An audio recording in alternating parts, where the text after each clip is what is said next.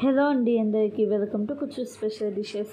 బీరకాయ పచ్చడి ఎప్పుడు చేసుకునేలాగా కాకుండా కొత్తగా, అలాగే చాలా టేస్టీగా, చాలా సులభంగా ఎలా చేసుకోవాలో చూపిస్తున్నాను. ఈ బీరకాయ పచ్చడి టిఫిన్లోకి కాదండి, అన్నంలోకి కూడా చాలా బాగుండిద్ది. ఇలాగ వేడి వేడి అన్నంలో పప్పుచారు, పప్పు వీటిలోకి కాంబినేషన్గా ఇంకా బాగుండిద్ది. ఎలా చేసుకోవాలో చూపిస్తాను.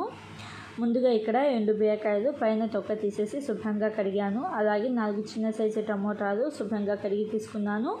మీకు కారానికి తగినంత పచ్చిమిర్చి కూడా తీసుకొని బీరకాయ పైన తొక్క తీసి పక్కన పడేయకుండా పక్కన పెట్టండి. ఇలాగ తొక్క తీసేసి శుభ్రంగా కడిగిన తర్వాత మీడియం సైజ్గా కట్ చేసుకొని పెట్టుకోండి. పచ్చిమిర్చి కూడా మీ కారానికి తగినంత పచ్చిమిర్చిని సగానికి తుంచుకొని పెట్టుకోండి. అలాగే 4 చిన్న సైజు టమోటాలను ఇలాగ సన్నగా కట్ చేసుకొని పెట్టుకోండి.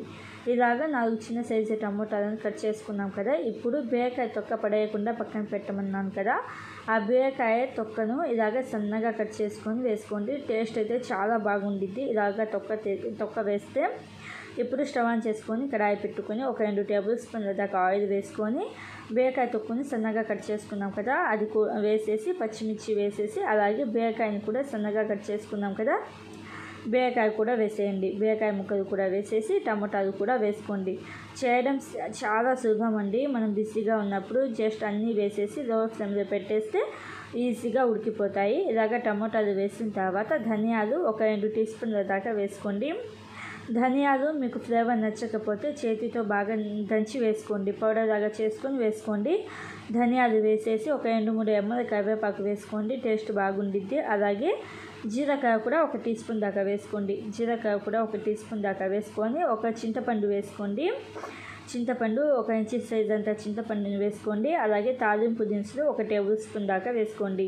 తాలింపు దినుసులు చింతపండు వేసేసి అంతా కలిసేటట్టుగా బాగా కలుపుకొని పైన మూత పెట్టేసి లో ఫ్లేమ్లోనే టమోటాలు అలాగే బీరకాయ మెత్తగా అయ్యేదాకా ఉడికించుకోవాలి. మధ్య మధ్యలో కలుపుకుంటూ ఉండండి. ఇలాగ మొత్తం బాగా ఉడికిన తర్వాత మంట ఆఫ్ చేసేసి పూర్తిగా చల్లారనివ్వండి. పూర్తిగా చల్లారిన తర్వాత మిక్సీ జార్లోకి వేసుకొని సన్నగా కట్ చేసిన కొత్తిమీర అలాగే ఒక 10 వెల్లుల్లి రెబ్బలు దంచుకొని వేసుకోండి. అలాగే ఉప్పు ఒక 1/2 టీ స్పూన్ దాకా వేసుకొని ఒకసారి బాగా కలపండి. ఇలాగ ఒకసారి బాగా కలిపిన తర్వాత ఒక 3-4 పల్సులు ఇస్తే మనకి బీరకాయ పచ్చడి అనేది రెడీ అవుతుంది. మరి మెత్తని కాకుండా ఇలాగ కొంచెం బరకగా చేసుకోండి. ఇలాగ కొంచెం బరకగా చేసుకుంటే బీరకాయ పచ్చడి అనేది రెడీ అవుతుంది.